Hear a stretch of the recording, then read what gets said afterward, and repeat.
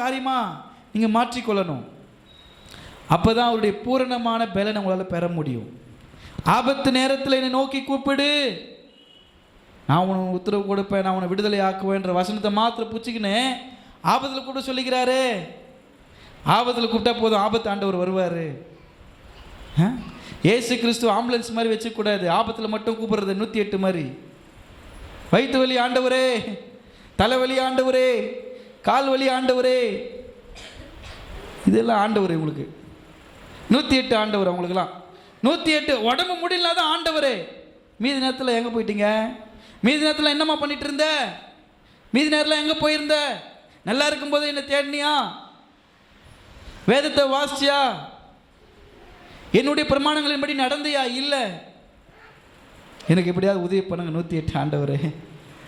இல்லை அப்படி எமர்ஜென்சிக்கு ஆண்டவர் அவர் சொல்லிட்டாரு. ஏங்க அவர் சொன்ன சுச்சுவேஷனே வேறு. ஆபத்தில் நோக்கி கூப்பிடு, நான் உனக்கு உத்தரவு கொடுத்து நான் உன்னை விடுவிப்பேன்னு சொன்னது தாவீது சொன்ன சுச்சுவேஷன் வேற. நம்ம அந்த வசனத்தை மாத்திரம் எடுத்துக்கின்னு ஆபத்தில் கூப்பிட்டா போதும், ஆண்டவர் வருவார். தப்பு கணக்கு போடாதீங்க. தாவீது ஆபத்தில் கூப்பிட்ட உடனே வந்ததுக்கு காரணம், தாவீது எப்பவுமே ஆண்டவர் கூட இருப்பார். தாவீதை பற்றி கொஞ்சம் படிச்சு பாருங்க. நல்லா ஆராதிக்கக்கூடியவர். ஆடு மேய்க்கும் போது ஆராதிப்பார், தனியாக இருக்கும்போது ஆராதிப்பார், நல்லா துதிக்கக்கூடிய தேவ மனிதன். நம்ம அப்படியே பண்ணிட்டு இருந்தோம், ஆபத்துக்கு மட்டும் இல்லை கூப்பிடுறோம். அதனால தான் 108 கூட சீக்கிரமாக வரமாட்டேது பாருங்க. அச்ச ஒன்று ஒருன்னு பார்த்தா வரமாட்டேது. ஏன் வரலன்னா, நீ ஆபத்து தானே என்ன கூப்பிடுற, அடிக்கடிக்கு எனக்கு கூப்பிடுறது இல்லையே. அது எங்கேயோ இருக்கும், எங்கேயோ இருக்கும். அப்போ 108 அடிக்கிறோம் அப்படின்னா அரக்கோணம் திருவள்ளூர்லேருந்து வரணும். இங்கே எங்கே நீத்தி வச்சுக்கிறான்னு பார்த்தா இங்கே எங்கேயுமே இருக்காது. இருக்குதுங்க, வண்டி பஞ்சர் ஆகி போகுது, புண்ணையில் இருக்குது, ஹாஸ்பிட்டலில் இருக்குது வண்டி. ஆனால் ரொம்ப வருஷமாக அங்கேயே நிற்கிறதுனால பழுது அடைஞ்சிருக்குது. அது 108 உடனே வேலை செய்ய மாட்டுது. சிஸ்டர், பிரதர், உங்களுக்கு கர்த்தர் பலன் கொடுத்துருக்கிறாரா? அந்த பலனோடு இருக்கும்போதே கர்த்தர் நல்லா அதை சொல்லுவாங்க. கண் இருக்கும்போது என்ன பண்ணோம்? ஆண்டவரை பட்சிக்கணும். கண் இருக்கும்போதே தெரிஞ்சுக்கணும். கண் கெட்ட பிறகு எதுக்கு சூரிய நமஸ்காரம்? பலவீனம் ஆயிடுச்சு. இப்போ வேறு வழியில் ஜெபம் பண்ணி தான் ஆகணும். வேறு வழி இல்லாமல் ஜெபம் பண்ணக்கூடாது. எப்பவுமே ஜெபம் பண்ணணும், எப்பவுமே ஆண்டோடு கூட இருக்கணும். அதுதான் அவர் மீது இருக்கிற அன்பு. ஹல்லேலூயா. நீங்கள் அவர் மேலே வச்சுக்கிற அன்பு என்ன தெரியுமா? எப்பவுமே அவரோட கூட இருக்கணும். எப்பெல்லாம் யாரெல்லாம் ஆண்டோடு கூட எப்பவுமே இருக்கிறீங்க? ஹல்லேலூயா. எப்பவுமே எனக்கும் அவருக்கு ஒரு நல்ல கனெக்ஷன் இருக்குது, எனக்கும் அவருக்கு நல்ல ஒரு ஐக்கியம் இருக்குது. அவர்கிட்ட கேட்க நான் எதையும் செய்ய மாட்டேன், அவர்கிட்ட கேட்க நான் எங்கேயும் போக மாட்டேன். அவர் என்கிட்ட பேசுவார், நான் அவர்கிட்ட பேசுவேன். வார்த்தையின் மூலம் பேசுவார், பாடல் வழியாக பேசுவார். துதிச்சுக்கிட்டே இருப்பேன், எனக்குள்ளே சந்தோஷம் இருந்துக்கிட்டே இருக்கும். எனக்கு பலவீனத்தை மீறி நான் ஆண்டவரை துதிச்சிட்டு இருக்கிறேன் அப்படின்றது அவர் கொடுத்த ஒரு பலன். அவருடைய அன்பு என்னை பூரணப்படுத்தி என்னை பலவீனத்திலிருந்து மீட்டுக்கொள்ளும். ஆகவே ஒருவேளை நீங்கள் இன்றைக்கி பலவீனமாக வந்திருக்கலாம், சரீர சுகவீனமாக வந்திருக்கலாம். அவருடைய அன்பு உங்களை பூரண சுகப்படுத்தும், பலவீனத்திலிருந்து உங்களை விடுதலை ஆக்கும். தேவைக்காக தேடுகிறவர் அல்ல, தேவையோடு எப்பொழுதும் ஆண்டவரை தேடுகிறவர்களாக கர்த்தருக்கென்று உங்களை அர்ப்பணியுங்கள். அதே போல எல்லாவற்றையும் செய்ய பலன் கொடுக்கிற அன்பு இயேசுவின் அன்பு. பிலிப்பியர் 4ஆம் அதிகாரம் 13வது வசனத்தை நம்ம வாசிப்போம். என்னை பலப்படுத்துகிற கிறிஸ்துவினாலே எல்லாவற்றையும் செய்ய எனக்கு பலன் உண்டு. அப்போஸ்தலனாகிய பவுல் சொல்லுகிறார், என்னை பலப்படுத்துகிற கிறிஸ்துவினாலே எல்லாவற்றையும் செய்ய எனக்கு பலன் உண்டு. உங்களால் முடியாது என்பது இந்த உலகத்தில் ஒன்றுமே கிடையாது. நீங்கள் ஒரு வேளை யோசிக்கலாம், இது எங்களால் முடியாது, எங்கள் குடும்பத்தால் முடியாது, என்னால் முடியாது. நீங்கள் முடியாதுன்னு சொல்கிற ஒவ்வொரு காரியத்துக்கு முன்னாடி இந்த வசனத்தை வாசி பாருங்க, உங்களால் எல்லாம் செய்ய முடியும். அல்லேலூயா. என்ன செய்ய வைத்தது இந்த வார்த்தை? என் வாழ்க்கையில் என்னால் முடியாதுன்னு சொன்ன ஒரு விஷயத்தை இந்த வசனம் என்னுடைய தீசிஸ் இருக்குது. அதில் பாருங்கள், நான் first I can do all things through the Christ who strengthen me. என்னை பலப்படுத்துகிற கிறிஸ்துவினால் எல்லாவற்றையும் செய்ய எனக்கு பலன் உண்டு. என்னை பலப்படுத்துகிற கிறிஸ்துவ எல்லாவற்றையும் செய்ய எனக்கு பலன் உண்டு. இந்த உலகத்தில் என்னால் செய்ய முடியாதுன்றது ஒன்றுமே கிடையாது. ஏன் தெரியுமா? என்னை பலப்படுத்துகிற என்னோடு கூட இருக்கிறார். ஹல்லேலூயா. அவருடைய அன்பினால இந்த உலகத்தில் இருக்கிற எல்லா காரியத்தையும் ஜெயத்தோடு வெல்லக்கூடிய பலனை கர்த்தர் எனக்கு கொடுப்பார். ஆகவே இதுவரைக்கும் நீங்கள் சந்தித்த தோல்விகள், குடும்ப பிரச்சனைகள், போராட்டங்கள், முடியாது என்று நீங்கள் ஓரம் கட்டிய காரியங்களை திரும்ப தட்டி எழுப்புங்க. உங்களால் முடியும். உங்களை பலப்படுத்துகிற கிறிஸ்துவினால் உங்களால் செய்ய முடியும். அல்லேலூயா. மனுஷனால் அல்ல, உறவுகளால் அல்ல, உடன் பிறந்தவர்களால் அல்ல, உங்களை பலப்படுத்துகிற ஆண்டவரினால் அதை செய்ய முடியும். நீங்கள் சோர்ந்து போகாதீங்க. உங்களை எப்பொழுதுமே ஒரு நேர்மையான வழியில் நடத்த தேவன் வல்லமை உள்ளவர். ஒரு குறுக்கு வழியில் உங்களுக்கு ஆசீர்வாதத்தை கொண்டு வர முடியாது. நீங்கள் நேர்மையாக நடக்கிறீங்கன்னா எந்த அளவுக்கு உபத்திரவத்தை சந்திக்கிறீங்களோ அதே போல தான் ஆண்டவரிடத்துலேருந்து உங்களுக்கு நன்மை வரணும்னா பல உபத்திரவங்கள், பிரச்சனைகளை தாண்டி தான் நம்ம பெற்றுக்கொள்ள முடியும். நேரடியான ஒரு ஆசீர்வாதத்தை நம்ம பெற்றுக்கொள்ளுகிறோம் என்றால் அது ஒரு நிரந்தரமான ஆசீர்வாதமாக இருக்கணும்ல. தற்காலிகமான ஆசீர்வாதம் வேணுமா, நிரந்தரமான ஆசீர்வாதம் வேணுமா? நிரந்தரம் தான். நம்மளுக்கு நிரந்தரமான ஆசீர்வாதம் வேணும்னா ஆண்டுடைய சமூகத்தில் அவர் நம்மை நடத்துகிற நேர்மையான வழியில் நடக்க நம்மை ஒப்பு கொடுக்கணும். ஷார்ட் ரூட்டில் போகக்கூடாது. இல்லை, நம்மளுக்கு எல்லாமே குறுக்கு வழியில் போய் ஷார்ட் ரூட்டில் போயிடலான்னு ஒரு நாள் கூட்டின்னு போயிட்டு ஊராக சுற்றி அரை மணி நேரத்தில் போக வேண்டிய இடத்துக்கு நாங்கள் போனோம் பாருங்கள், 1.5 மணி நேரத்துக்கு போனோம். ஷார்ட் ரூட்டுன்னு நினச்சி போனோம். ஆனால் அங்கே போய் பார்த்தா பள்ளம் நோண்டி வச்சுட்டு அந்த ஷார்ட் ரூட்டு தாண்டி இன்னொரு ஷார்ட் ரூட்டுக்கு போய் அந்த ஷார்ட் ரூட்டில் ஒரு பள்ளம் நோண்டி அங்கேருந்து இன்னொரு இடத்துக்கு போய் நாங்கள் போக வேண்டிய இடத்துக்கு அப்படி போயிருந்தாவே ஒரு 3/4 மணி நேரத்தில் போயிட்டுக்கலாமே. 1/4 மணி நேரத்தை பார்த்து இங்கே 1.5 மணி நேரத்துக்கு போய் சேர்ந்தோம். நம்மளுக்கு ஒரு குறுக்கு வழியில் கிடைக்கிற எந்த ஒரு நன்மைகளும் ஆசீர்வாதங்களோ இந்த உலகத்தில் நிரந்தரமானது அல்ல. நேர்மையாய் நடக்கிறவர்களை கர்த்தர் விரும்புகிறார். அது உபத்திரமாக தான் இருக்கும். நீங்கள் உண்மையாக இருக்கிறது மற்றவங்களுக்கு பிரச்சனையாக தான் இருக்கும். நீங்கள் நேர்மையாக இருக்கிறது மற்றவங்களுக்கு பிரச்சனையாக தான் இருக்கும். ஆனால் உங்களை நடத்துகிற ஒரு உண்மை உள்ளவர் அல்லவா. ஆகவே நீங்கள் அவருடைய சமூகத்தில் அவர் நடத்துகிற வழியில் நேர்மையாக நீங்கள் போய்கிட்டே இருங்க. உங்களை பலப்படுத்துகிற கிறிஸ்துவினால் எல்லாவற்றையும் செய்ய உங்களுக்கு பலன் உண்டு. உங்களால் செய்ய முடியாதுன்னு எதுவும் இல்லை. இப்போ நம்புறீங்களா? உங்களால் எல்லாம் செய்ய முடியும். எதனால் செய்ய முடியும்?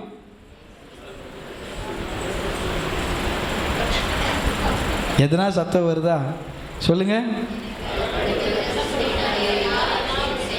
என்னை பலப்படுத்துகிற கிறிஸ்துவினால் எல்லாவற்றையும் செய்ய. இந்த உலகத்தின் காரியங்களாக இருக்கலாம். இன்னொரு முக்கியமான விஷயம் என்னன்னு பார்த்தீங்கன்னா, அவரை சார்ந்து ஆண்டவரிடத்தில் அன்பாக இருக்கிறவங்க அவரிடத்துல தகுதியானதை மட்டும்தான் கேட்பாங்க. தகுதி இல்லாதது ஆண்டவர்கிட்ட என்ன பண்ண மாட்டாங்க, கேட்க மாட்டாங்க. அவங்களுக்கு தெரியும் நன்மை எது கர்த்தரிடத்தில் கேட்கணும்னு ஒரு காரியம் இருக்குது இல்லை. பார்க்குறதெல்லாம் கேட்கக்கூடாது, நினைக்கிறதெல்லாம் கேட்கக்கூடாது. ஆண்டவரிடத்தில் உமக்கு சித்தமானது என்னமோ அதை கேளுங்க. உம்முடைய சித்தம் எது ஆண்டவரேன்னு சொல்லி நீங்கள் கேளுங்க. நீங்கள் நினைக்கிறதெல்லாம் கேட்டிங்கன்னா அது அவர் கொடுக்க மாட்டார். நீங்கள் கேட்குறதெல்லாம் அவர் கொடுப்பாருன்னு நினச்சிங்கன்னா அது கொடுக்க மாட்டார்.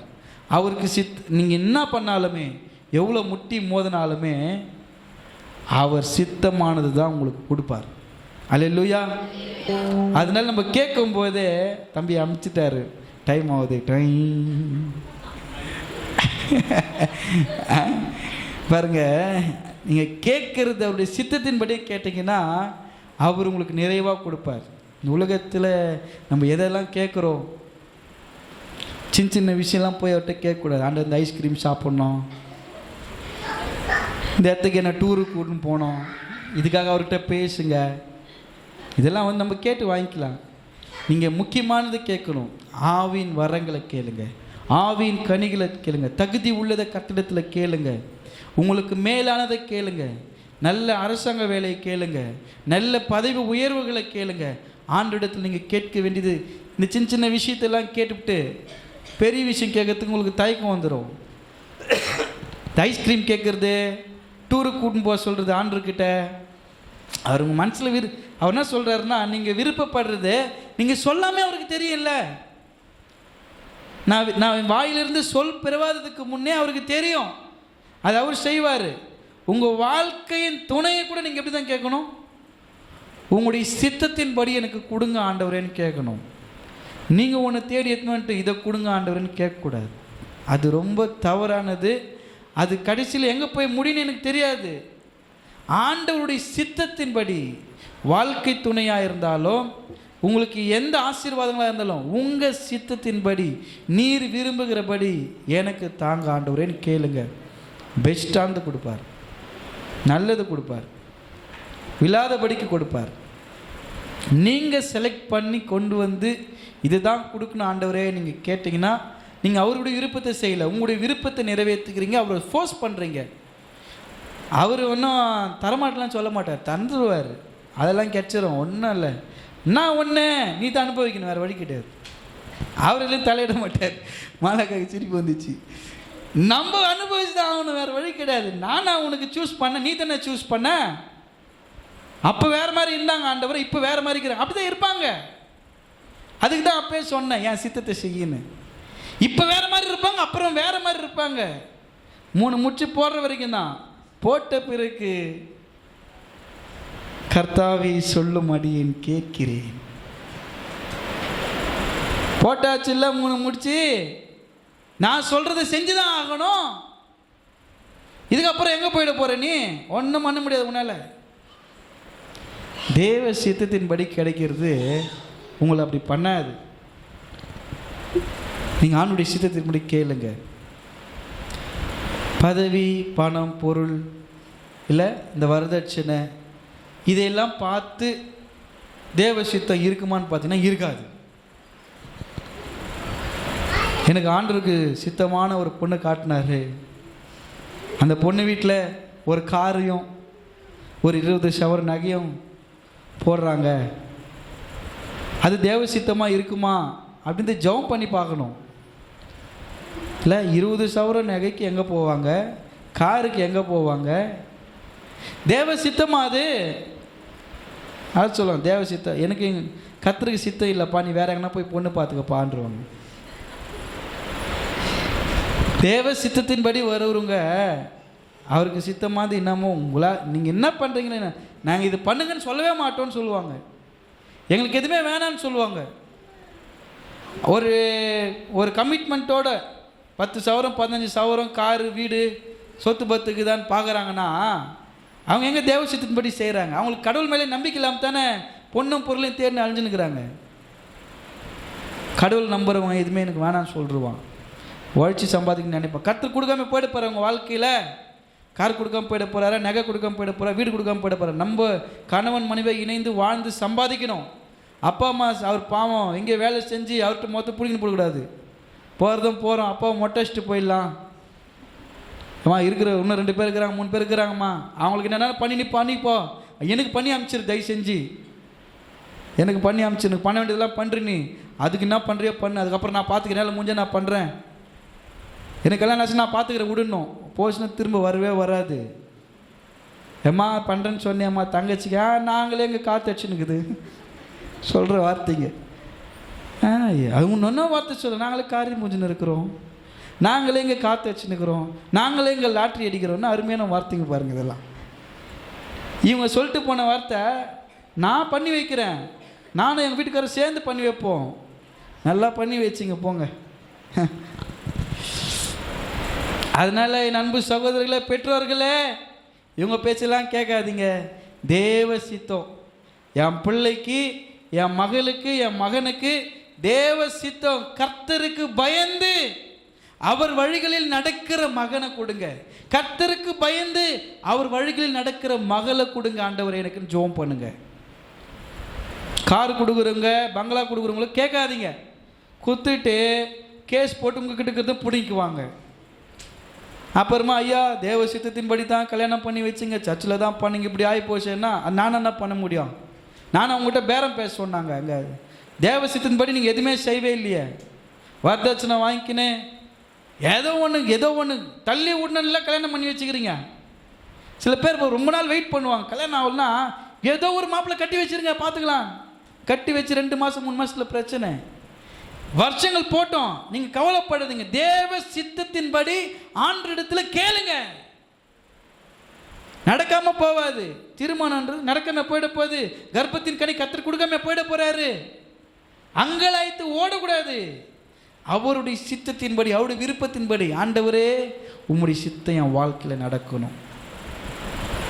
நான் சாட்சியாக சொல்லுவேன் எல்லா இடத்துலையும். எனக்கு எதுவுமே வேணாம், எனக்கு பொண்ணு கொடுத்தா போதும், நான் ஜெபம் பண்ணேன். அவங்க வீட்டில் நான் வாங்கலை, கேளுங்க அவங்கக்கிட்ட, இங்கே தானே இருக்கிறாங்க. எதுவுமே வேண்டாம், அவங்க ஜெபம் பண்ணிக்கிறாங்க. எதுவுமே வேணான்னு சொல்கிற மாமியாராக இருக்கணும். எங்கள் அம்மா வாயில அந்த வார்த்தை வந்தோன்னு அவங்களுக்கு ஆமைன்னு சொல்லிக்கிறாங்க. அவ்வளோதான். இதுக்கு பலன் என்ன தெரியுமா?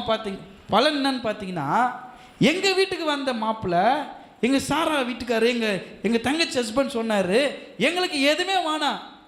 இவங்களாவது ஏதோ கொஞ்சம் நகை போட்டு வந்தாங்க. வானான்னு சொன்ன பிறகு கூட சாராக்கு காது கூட குத்துல, 1 கிராம் கூட போடல. ஆண்டவர் பாருங்க.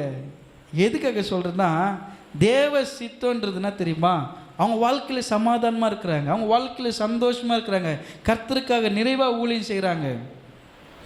தேவ சித்தன்றது அதுதான். பொன் பொருளை வச்சு இந்த உலகத்தில் என்ன வாழ்ந்துட முடியும்? எல்லாம் எத்தனை இருந்தாலுமே இங்கே 10 லட்ச ரூபாய்க்கு நகை போட்டிங்கன்னா கூட 10 சவரத்தை பாவிங்க ஒரே வாரத்தில் வச்சு காலி பண்ணுவாங்க. ஹனிமூன் போனேன்னா காலியாச்சு காசு. எங்கம்மா நகை? அடுத்து மறு வீட்டுக்கு போனால் எங்கே நகைன்னு கேட்டால் அவர் பத்திரமா பீரோவில் வச்சுக்கிறாரு. திருடங்க என்ன பிடிங்கி போடுவாங்கன்னு பிடிங்கி வச்சுதான் இந்த திருடன் தான். பீரோவில் பத்திரமா இருக்குதுமா, ஏதோ ஒரு கஷ்டத்துக்குமா பீரோவில் பத்திரமா இருக்குது, கொஞ்சம் குடும்பம் அது எங்கே இருக்குது, அது எப்போ அவர் வச்சிட்டாரு 3வது நாள். அப்போ போட்டு அப்போ வச்சுக்கிறாருன்னா அவர் அப்படி சொல்ல சொன்னார், நான் அப்படி சொன்னேன். இதெல்லாம் தேவ சித்தமானு யோசிச்சு பாருங்க. ஏன் நடக்குது? நான் தேவ சித்தத்தின்படி கேட்கறது, ஆண்டவருடைய சமூகத்தில் நின்று அது என்றைக்குமே விலகாது, அது ஆசீர்வாதமாக இருக்கும், நல்லா இருக்கும். தேவ சித்தன்ற பேரில் பணத்துக்காகவோ பொருளுக்காகவோ மனுஷர்களை மதிப்பீடு செய்கிறது, அதுக்கு இந்த வசனம் பொருந்தாது. என்னை பலப்படுத்துகிற கிறிஸ்துவினால் எல்லாவற்றையும் செய்ய எனக்கு பலன் உண்டுன்னு சொல்கிறவன் பொண்ணு பொருளை விரும்ப மாட்டான். அவன் என்ன சொல்லுவான்? எனக்கு பலப்படுத்துக்க எல்லாவற்றையும் செய்ய எனக்கு பலன் உண்டு. அவர் செய்வார். பையனை பெற்றுட்டு சந்தோஷப்படக்கூடாது. எவ்வளோ பெரிய புள்ளி அழகாக படிக்க வச்சு ஆளாக்கி வச்சுக்கிறேன், நான் ஒரு 10 சவரம் கூட போட மாட்டேங்களா? அவனுக்கு 5 சவரம் கையில் போடு, 5 சவரம் கழுத்தில் போடு, உன் பொண்ணுக்கு ஒரு 10 சவரம் போடு, முன்ன தான் போடணும். பையனை பெற்றிருக்கிறோம்ல, வாலிப பையன் உனக்கு பொண்ணு கொடுக்காம போட்டார். இந்த மாதிரி பண்ணிட்டு இருந்ததுன்னா பையன் அப்புறம் பொண்ணாக மாறிடும். ஒன்றும் சொல்ல முடியாது. என்னால் பெருமை பாராட்டக்கூடாதுங்க. எல்லாமே பையனாக கொடுத்துட்டாரு, எனக்கு ஒன்றும் பிரச்சனை இல்லைன்னு நினைக்காதீங்க. பொண்ணு பிறந்த வீட்டு அருமை உன் பையனை நீ பொத்தி பொத்தி வச்சிருக்கிறேன். என் பொண்ணு பையன் பையன் பையனே, அப்புறம் பையன் பொண்ணாக மாறிச்சு தான் உங்களுக்கு தெரியும் கஷ்டம்னான்ட்டு. வருத்தப்படக்கூடாது. அதனால் பிள்ளைங்களை அவங்களுக்கு நல்ல தேவ சித்தத்தை சொல்லி வளங்க. இந்த உலகத்தில் வாழ்கிற நாட்களில் அவங்க சொல்லுவாங்க, என்னை பலப்படுத்துகிற கிறிஸ்துவினால் எனக்கு பலன் உண்டு. வேறு எனக்கு எந்த அவசியமும் கிடையாது. அவர் எனக்கு ஆசீர்வாதத்தை கொடுப்பார், அவர் என்னை உயர்த்துவார், அவர் என் கரத்தை திடப்படுத்துவார். அதை தவிர்த்து எனக்கு வேறு என்ன தேவை இருக்குது? அவருடைய சித்தத்தை செய்ய முடியலையே, அவருடைய சித்தத்தின்படி வாழ முடியலையே. இன்றைக்கி நீங்கள் கமிட் பண்ணுங்கள், ஆண்டுகிட்ட ஒப்பு கொடுங்க. உம் சித்தத்தின்படி வாழ என்னை ஒப்பு கொடுக்குற ஆண்டவரே, என் பலனாகிய கர்த்தாவே, உம்மை நான் அன்பு கூறுவேன். ஆண்டவர் எப்படியெல்லாம் அன்பு கூறுகிறாரு? அன்பு செலுத்த, உங்கள் அன்பு செலுத்த வைக்கும் பலன், பலவீனத்தில் பலன் தருகிற அன்பு, அதே போல் எல்லாவற்றையும் செய்ய பலன் கொடுக்கிற அன்பு இயேசுவின் அன்பு. அந்த அன்பை உணர்ந்து கொண்டீங்கன்னா உங்கள் வாழ்க்கையில் நிறைவையும் பூரணமான ஆசீர்வாதத்தை பெற்றுக்கொள்ள முடியும். அது இல்லைன்னா நீங்கள் இதை பெற்றுக்கொள்ள முடியாது. இதுதான் உங்கள் ஆசீர்வாதத்துக்கான வழி, இதுதான் உங்கள் உயர்வுக்கான வழி. இந்த 1வது மாத உபவாச கூடுகையில் கர்த்தர் உங்களை பலப்படுத்துவார். அவருடைய அன்பு கூறுகிறவர்களுக்கு எல்லாமே கர்த்தர் பலனுள்ளதாய் உங்களை ஆசீர்வதிப்பார். உங்கள் பலவீனங்கள் மாறும், உன் குடும்பம் ஆசீர்வதிக்கப்படும், உன் குறைவுகள் நிறைவாகும். உங்களுக்கு எல்லாவற்றையும் செய்ய கர்த்தர் பலன் கொடுப்பார். வார்த்தைகளை சிந்தித்து செயல்படுங்கள். கர்த்தர் உங்களையும் உடைய குடும்பங்களையும் ஆசீர்வதிப்பார்.